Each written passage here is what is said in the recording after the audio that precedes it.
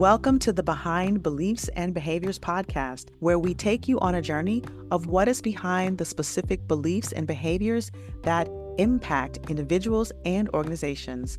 With our guests, we get to the root cause of what stands in the way of everything from health, wealth, and relationships to leadership, community transformation, and societal progress. From topics on leadership, psychological safety, corporate culture and communication, to parenting, trauma, relationships, personal health, and intimacy, this podcast is sure to get you to the source and provide you practical tips to transform your life one root cause at a time. I am your host, Dr. Maisha Claiborne. I'm a physician, a coach, a consultant, and an expert in trauma-informed communication. The founder of the Mind Remapping Company, I help individuals and organizations better understand the brain, behavior, and the root of false beliefs so that you can more effectively listen, communicate, connect, and create fulfilling relationships and results in your personal and professional life. Join us every Monday morning at 8 a.m. and let's get to the root cause and discover what's behind your beliefs and behaviors. I am very excited for our guest today. And actually, I had the pleasure of having been on this doctor's podcast not too long ago, the Discerning Parenting podcast. And when we were talking, I actually just in my mind was like, oh my gosh, I have to have her on my podcast. I am excited to welcome Dr. Victoria Ang-Nolasco to the podcast. And today we're going to be talking about how subconscious get in the way of our best parenting. Now, little known fact, Dr. Victoria also is a hypnotherapist. And so it was one of the things that we shared in common. And we had an amazing conversation on her podcast about trauma and parenting. And so I want you to go and make sure that you check out the Discerning Parenting podcast. Yes, I'm plugging at the very beginning, and we will have all of her information in the show notes, and we will share this again at the end. But I just wanted to say right up front, her podcast is awesome. She is awesome. And I am so happy to have you on the show, Dr. Victoria. Thank you so much, Dr. Maisha. I was having goosebumps while I was talking with you during the interview because I felt like I was meeting a long lost friend from halfway across the world. I felt like we had so much in common as we were talking. Yes, indeed. Yes. And that's the other thing, like the fact that you're all the way across the world. And what we discovered is how, we have so much in common. I think that just speaks to, in general, how people all feel that we're so different. Just in general, people feel like, oh, we're such individuals. But really, we have so much more in common than we do different as a human race. And so we have to honor that, honor our differences and celebrate our commonalities. Thank you for being here. And by the way, what time is it over there now? It's nearly midnight here where I am. Yes. So I just want to thank you for being up as late as you have to be with me today on this recording. So I want to start by, I always like to have my audience get to know my guest. And I would love for you to just share a little bit about who you are, what your specialty is, and what you do now. And then just your journey to how did you come to, have the Discerning Parenting platform? By the time I became a parent, I was already a developmental pediatrician for a number of years. So I've been working with parents in the clinic, and I have seen the importance of parenting. Yeah. You can have the best professionals working with your child, but unless you are truly equipped and empowered to help your child, then even the best therapists, the effect might be limited. So parents really make a huge difference in the lives of their kids. Then when I became a parent, I saw how what I have learned in my training and experience gave me the confidence to skip things that I see so many parents worried about. Like they would stress about all sorts of things. So, but at the same time, I also realized that simply knowing the strategies aren't enough. Because to be honest, I also talk about this in my books. I'm not a naturally regulated person. Mhm. Growing up, I was often labeled as spoiled. It didn't help that I was an only child. My Mm, parents were often told, you need to discipline her more. mm, And when I became a parent, I realized I couldn't go on this way. It wasn't just for me, but it was also for my child. So I yeah. went on my own healing journey. Mhm. And that's where I linked my lack of emotional regulation to something that happened when I was in early childhood, Mhm. because I had always known that I was physically abused by the first nanny that I had, who was taking care of me full time at that time. But Mm. we dismiss things like that. Like, Yeah. there are no visible scars anyway. It's no big deal. I don't even remember it. It's just, a passing memory. But that is when our brains are being wired Yeah. for either calm or aggression. That's when our all those wirings are happening. So Yeah. it was only when I rewired that and remapped that I felt I could have the confidence to speak up. Like Yeah. the me back then, 4 years ago, before I went on this healing journey, wouldn't have the courage to get up here and talk about this and have a Mhm. podcast and Yeah. write the books. What's so interesting, and thank you for, sharing and being so transparent and vulnerable about your Yeah, experience coming up yeah, as a child, is that yeah, it's so interesting how, and I think this is especially in our parents' generation, how kids get labeled so easily yeah. rather than looking at what is the root cause? What is the root cause of the Mm, behavior? And so when you were able to go back and really uncover, oh, this was the trauma that happened mm, that was wiring your brain in a certain way, mm, then it points to the behavior that came afterwards. mm. And what happened back in the day is that, you know, probably through, we say that our parents do the best they can with the information that they have, right? Yes. And Mhm, so, what was viewed as this behavior is viewed as, maybe they didn't know to look at the what could have been behind that behavior, but then the label reinforces the behavior, the label, and then you mm. you, you have this sort of vicious cycle. Yeah. And so I'm just like, is such an important point to bring forward in how we tend to label people, but especially children, especially children. Mm. So yeah, as you uncovered this and you've gone on this, and the other thing that came up, by the way, is you talked about being a pediatrician, being a developmental pediatrician gave you some insight, right? And what I noticed is, even being a family doctor and having, Yeah. dealt with and seen. I used to love seeing kids when I was in clinical practice.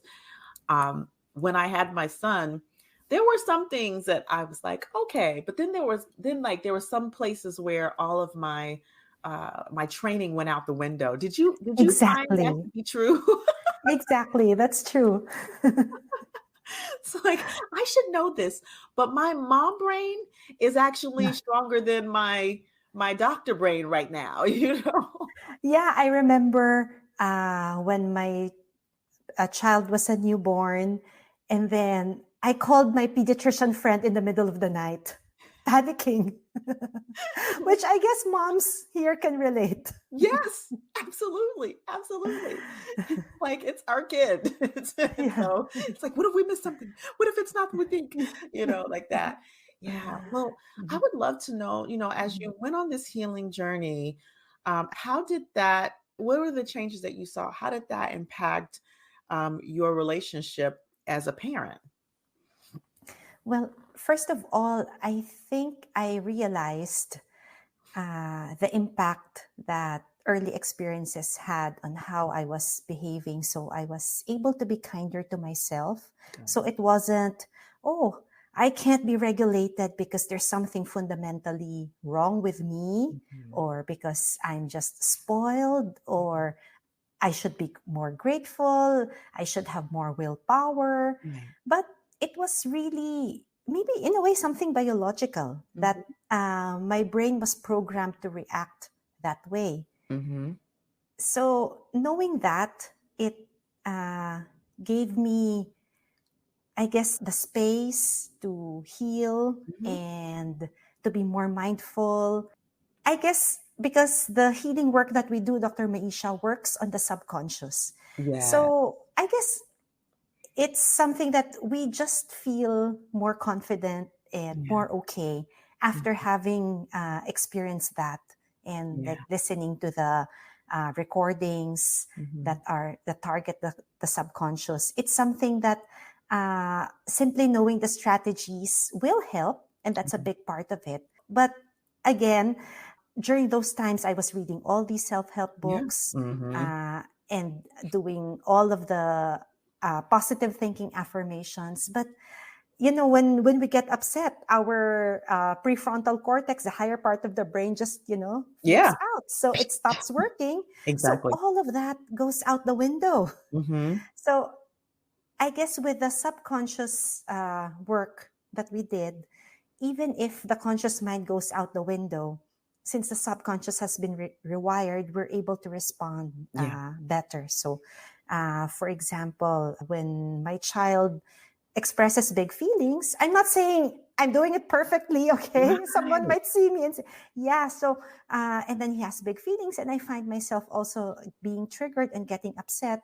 At Mhm. least I know where this is coming from, and I'm more likely to respond in a healthier way and to help him through through whatever is going on at the time. Yeah, I love that. I love that.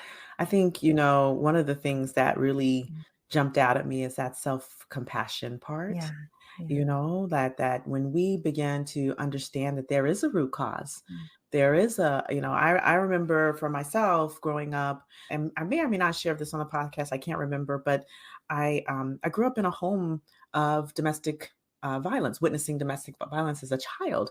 And so, there was a long time in my adulthood that I never recognized that that was actually a vicarious trauma. And so, or secondary trauma. Because a lot of people think that if it didn't happen to me, it doesn't affect me, and Exactly. I see this very common. Like I see a lot of typically women who are in experiencing domestic abuse, Hmm. and they say, well, it's okay because I'd rather have an intact home. At Mm. least he's not hurting the kids. Yeah. But that's not true, because Yeah. if your child is witnessing that violence, growing Mhm. up in a home where that violence is happening, it is affecting them. And a lot of people don't realize that. And even Mhm. a lot of people don't realize how that is affecting our DNA. That's right. And that DNA gets passed on from generations That's right. to come. Absolutely. Absolutely. And hypnotherapy work Hmm. can remodel that DNA. Absolutely. Absolutely it does. Absolutely. That's what I mean, I think that's why that's what's so powerful about the work that we do Yeah. is that because that and people think, oh, well, the DNA is the DNA. But if you read the biology of belief, Bruce Lipton, he talks about how smart the cells are, how adaptable the cells are all the way down to the DNA, and that the DNA can actually be changed. Yeah, and And there so are studies, there's a growing research evidence that actually documents these yes. changes happening. And that was so amazing. Mhm. I think that's so key for people who are listening to get is that you're not doomed to a particular genetic life because of your Yeah, DNA. yeah. You have the power to shift and change that based on how you think, what you believe, and also how the practices that you go about life each day Yeah, based on those beliefs. And yeah. so coming back to that self-compassion and that self-forgiveness, I think is so key, because I think that when we put so much pressure on ourselves as parents, it like fuels the activation. It fuels that trauma. It's almost like re-traumatization in a way. And when we can at least acknowledge our own sense of humanity and understand that that shifting and changing can be a process. And so I love what you said, like even if your child does something that activates you, and we are not perfect. I am definitely not perfect. We can understand, like maybe one time we interrupt ourselves right in the middle of a response. Yeah. And the more we practice, like for me, I have the response and then I have to go back and apologize. Or there's I start the response and then I interrupt myself in the response. Or if I'm in a really, like positive state, I say if I'm not hungry, if I'm not tired, if I'm not stressed, what's the acronym? Hungry, Is it angry, halt? Like halt? halt. Yes, halt. Yeah. If Yeah. I'm not halting, Yeah. right? Then a lot of times I can be in my body and feel like if there's a rising activation, I can catch it and either remove myself or say, "Hey, bud, you're pushing the buttons," or or what is it that's going on? Like, what's really going on, son? Like, what's really going on that has you acting like this? There are several different responses that I can call upon when I'm in a regulated state. But if I'm caught off guard or caught in a particular, then I have to be able to say, okay, maybe I was able to interrupt, maybe I wasn't. I can forgive myself and understand that I'm human either way. And I can do one thing that my parents never did, which is come back and apologize and make amends and change the behavior in the future. And I think that is one thing that our generation of children is seeing that is very different from the generation that we probably grew up in. And I think another huge way that it has impacted me is it has given me the confidence and the courage to stand up for my parenting values. Because I know that if we look at the internet, positive parenting and gentle parenting are already all over the internet. But it seems like in person, we still see a lot of people who believe that fear is the best way to get a child to listen and learn. Shaming kids, like, I've already told you that so many times. How come you're not learning? So when you get to that point where you have the gentle parenting strategies and then you're able to apply them, I see this in my clients. This has also happened to me. The people around you are going to think that, oh, you're spoiling your child. You're not supposed to do that. They're not going to learn that way. You should put fear in them. And I've even heard people ask, how come your child doesn't fear you? So there must be something wrong. You should make him afraid of you, which sounds crazy when we say it now, but it's such a common belief. Yeah. And then going through our own healing journey, we're able to recognize that those people are speaking that way, not because our child is misbehaving, not because we are bad parents, because they are speaking out of their own trauma themselves. Yeah. But until I had gone through the healing journey, I didn't know that. I thought, oh, maybe I'm doing something wrong.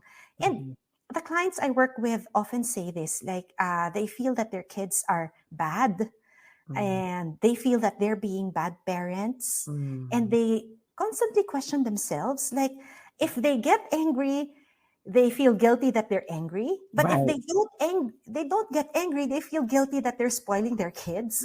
So I guess it's only until they go through that healing journey and deeply believe, where is this coming from? This idea that I have to put fear in my child so that my child will grow up to be a good person.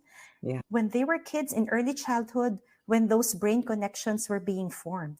I think that's just spot on. And something else that you said that like really rang is this: if you get angry, you feel guilty. If you don't get angry, you feel guilty, right? Like one it's like, damn if you do, damn if you don't kind of thing. But I think it's important, like just inside of what you said, is not putting the fear inside of our kids doesn't mean that we don't feel things.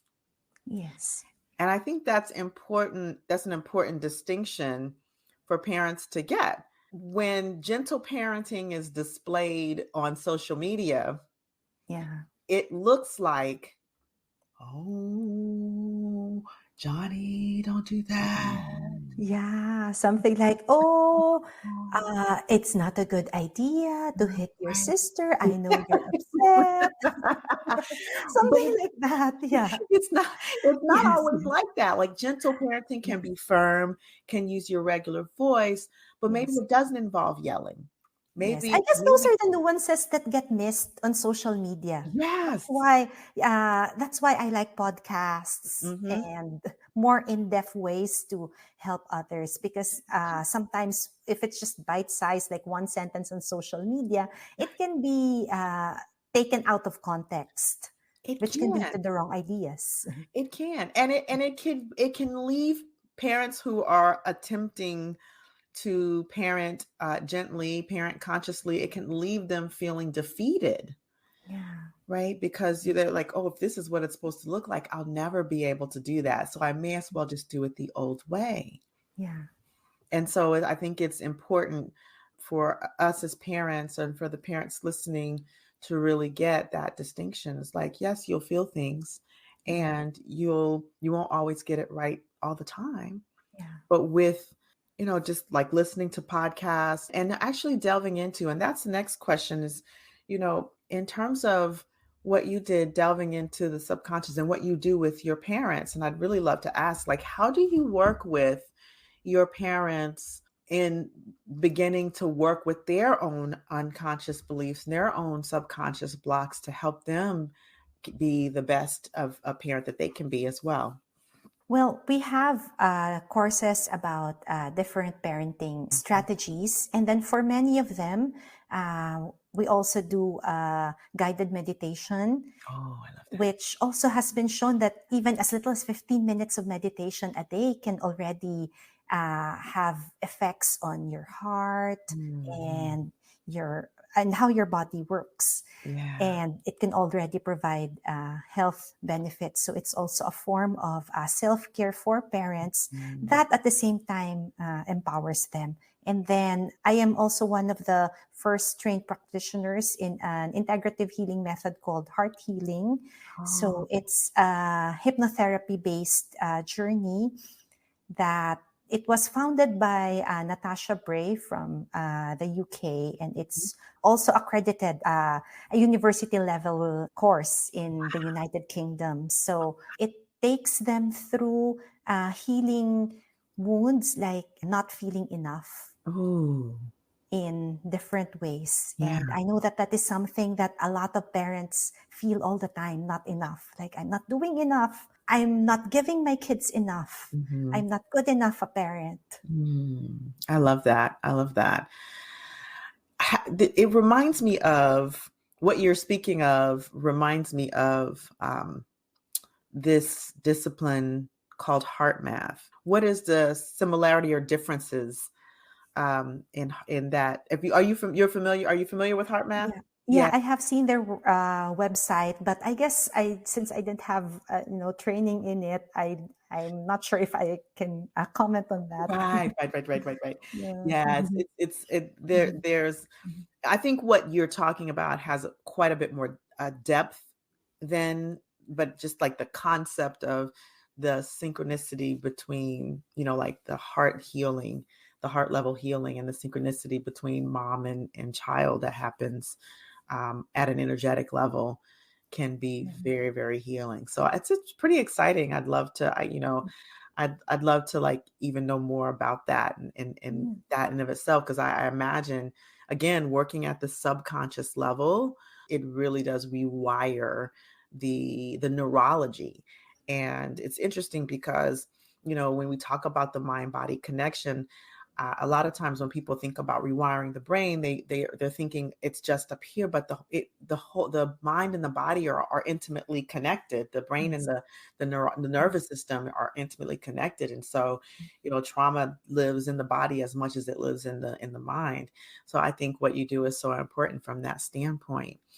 Thank you. I actually decided to get certified in it after that was the healing journey that I went through. So I went through the heart healing modality itself. And Mhm. then, of course, for me, it's very important that something be based on evidence and science. Mhm. So I ended up researching about this, and that's where I found all the evidence Yeah. behind how methods like these do work. Yeah. So I decided to offer it as a modality that I can offer also to the parents that I work with. And Yeah. they would say things like, it gave me hope Mm. and it released me from all of these wounds that I have been feeling that I just shoved aside because I told myself that it didn't matter. And then when thinking about these childhood experiences upsets them, they're told that they're just being too sensitive, get Yeah. over it happened a long time ago. So Mm. there's a lot of this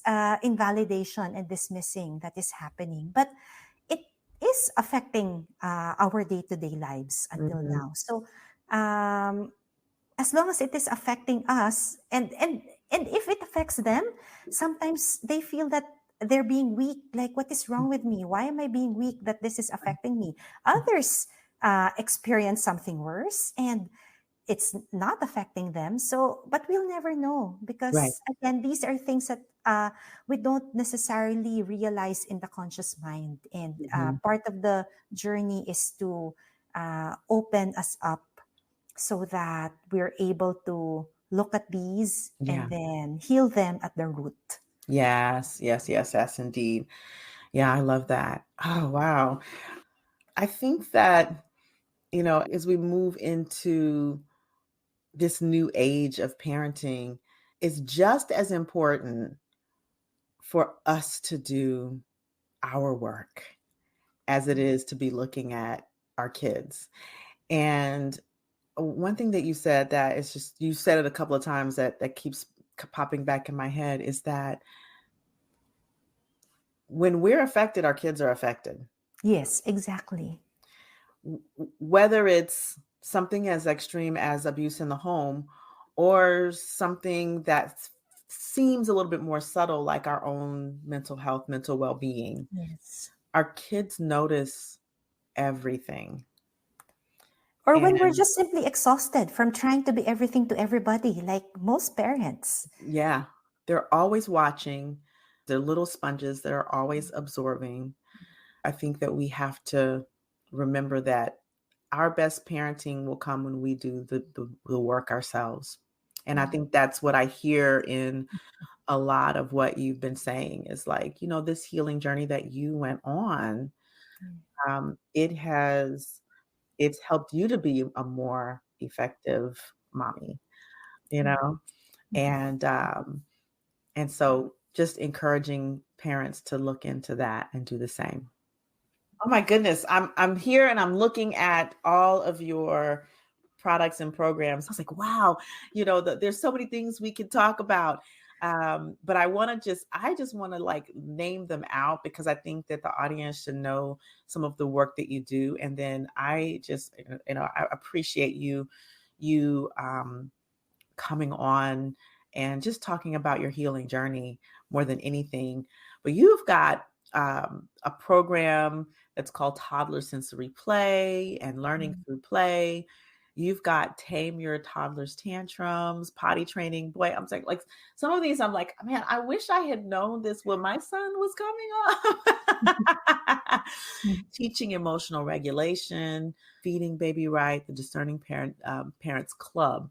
Tell me a little bit about the Discerning Parents Club and what that's like for our parents who might be thinking, oh, maybe I want to join that. So it's a membership for parents of kids age 12 and below. We take parents through a path that starts with repairing the relationship with your kids, I love that. because a lot of parents may feel that they no longer enjoy their time with their kids, and then Mhm. they feel guilty about it Right, because it makes them feel like they're bad parents. Like, if right, I'm a good parent, I should always want to be with my kids. right. So we clear up all of these myths, Mhm, and sometimes there could be a communication gap, mhm, or they feel stressed over how to connect with their kids. And Dr. Maisha, as I'm sure you've seen, that is the most important thing that actually wires the brain, which is the relationships that you had when you were a child. That's the foundation that we work on. And then after that,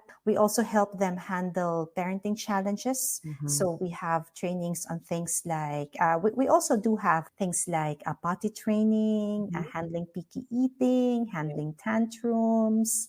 And then we also help them nurture their child's development. So building language skills, helping them get along with others.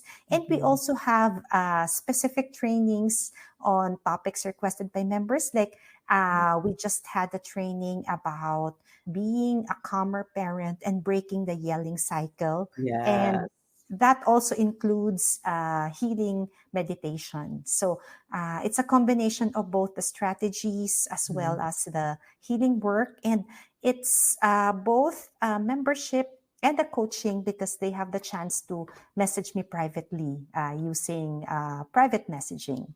Very cool. This is something that, if you're parenting a child under the age of 12, now next, we're gonna need something for those that are tipping into teenageville. I'm not there yet. I'm still, my son is 9, although he's like 9 going on 39. This morning he was like, "Mommy, come on, let's go. I'm gonna be late for school." I'm like, I know what time it is. Yeah, they sound like adults sometimes. We'll be so surprised. Right. He's so fun. He's so fun. I'm like, I can see the time. I'm coming. I can see the time. Oh, and Dr. Maisha, I want to share this with you, especially since we're from halfway across the world, that we have members also from all over the world. Yes. And one of the things that I advocate for is inclusivity in different ways. So it's inclusivity. So we have children, parents of kids of different abilities, at the same time, cultural inclusivity, because sometimes if we rely only on social media, Right. the parenting advice might be skewed towards certain cultures. For example, I'm such a horrible parent because, but the thing is, majority of the world's cultures don't sleep train. Right. Or for example, we also have parents who say, I'm staying with my in-laws. We're in a multi-generational home and they're spanking my kids. And then the standard advice is something like, leave them, forget them, never talk to them. But the thing is, for majority of the world's cultures, it's not always practical to do that. And it's not just a mindset issue. I mean, the cultures are really structured in such a way that it's really multi-generational and it's interwoven. Those are issues that are not always addressed in most parenting books. Exactly. Yes. Thank you for saying that, because I think that is extremely important to when we're looking at gentle parenting, looking at it also from a very inclusive standpoint, looking at the cultural differences that parents have to deal with, who are used to, cultures that spank, cultures that yell, cultures that where the matriarch has a big say in, what the family is to do. And so it's really good to know that you have that diversity in your program. Yeah. Very cool. Very cool. Well, the other thing that I notice, and again, we're going to have all this in the show notes, is you an author of 3 books. And so I just, I want to like have our audience know how robust of a resource that you are. And if they want to order any of these books or engage in these programs, how can they engage with you? What's the best way? Oh, the best way is to head over to the website discerningparenting.com, and then there are links to the programs as well as the books. And if you specifically want the books, it's discerningparenting.com/books. If you want the club, it's discerningparenting.com/club. And then we also have a free parenting toolkit. So it's discerningparenting.com/toolkit. So there are guides with activities you can do with your kids, handling tantrums, even helping you create a daily routine. And if you're signed up for the toolkit, you'll also get in our mailing list, which means that if we have slots opening up, for example, for heart healing, you'll be among the first to know. Awesome. Well, I think that we're probably going to have many more conversations in the future. And one thing that was crossing my mind is that there will be a time where we talk where our kids will be teenagers and we'll be having a different conversation as parents. So I look forward to the longevity of our relationship. Yeah, I know. I feel like we can talk on and on and on. I know. Oh, so we will actually talk about it. Like what's our next topic? How can we continue this conversation? But for now, I just appreciate you, Dr. Victoria. I appreciate you. I appreciate the conversation. I appreciate everything that you're doing with and for parents who are on this healing journey and who are on this gentle parenting journey. It is so impactful. So we will have all of your information in our show notes. And thank you so much for being a guest on our show today. Thank you so much, Dr. Maisha, for the wonderful work that you do and all the lives that you are touching. You're helping people across the world, across different cultures, and you're helping them heal from trauma. And I guess if all parents heal from trauma and don't pass it on to our kids, that's how we're going to have world peace and a much better world. Absolutely. I 1000% agree. I got chills. I get chills. Well, you heard it, our audience. This is Dr. Victoria. She is the owner, the founder of Discerning Parenting. Go check her out at discerningparenting.com. We will have all of this in the show notes. We have all of our social media handles as well, all at Discerning Parenting. Amazing branding. So you know exactly where to go. And of course, as always, I thank you as the audience for listening, because without you, there is no podcast. And so I definitely encourage you to share this with another parent, share this with a family member, especially if you're wanting to impact your generation that comes before you and help them to help you be the best parent that you can be.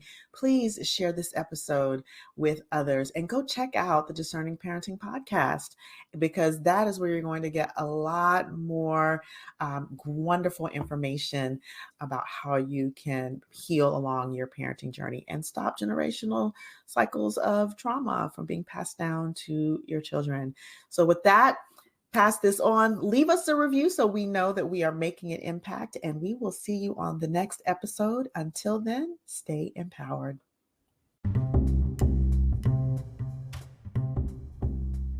Thank you for listening to our podcast. We know that without the listeners, there is no podcast. We hope you enjoyed this episode. Please remember to subscribe so you do not miss when we drop our next episode, and share this podcast with a friend, a family member, and a colleague, at least one person in your life today. This episode was brought to you by the Mind Remapping Company, helping organizations create psychologically and emotionally safe cultures that make their employees and leaders feel seen, heard, respected, welcome, and valued, all while fostering a thriving, engaged, and healthy workforce for the organization. Is your organization in need of a speaker? I speak about topics like psychological and emotional safety, trauma-informed communication, and employee well-being.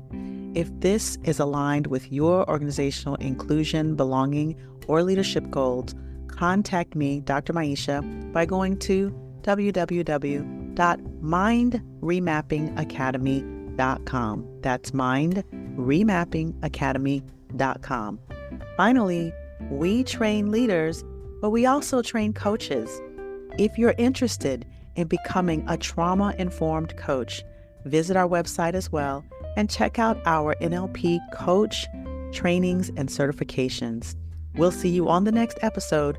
Until then, stay empowered.